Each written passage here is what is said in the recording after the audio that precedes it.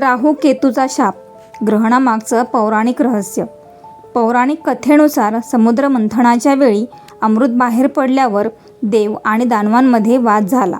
मग हा वाद संपवण्यासाठी भगवान विष्णूंनी मोहिनीचे रूप धारण केले आणि सर्वांना एक एक करून अमृत चाखायला दिले. त्यांचा प्रस्ताव सर्वांनी मान्य केला.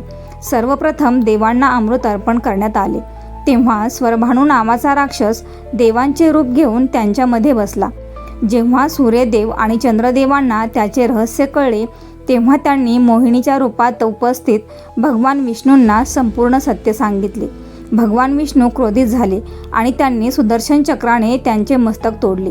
पण तोपर्यंत त्याने अमृताचे 2-3 थेंब प्राशन केले होते. त्यामुळे तो मरण पावला नाही आणि त्याचे मस्तक आणि धड अमर झाले. पुढे मस्तक राहू म्हणून ओळखला जाऊ लागला आणि धड केतू म्हणून ओळखला जाऊ लागला. कारण सूर्य आणि चंद्रदेवाने असुराचे रहस्य प्रकट केले होते.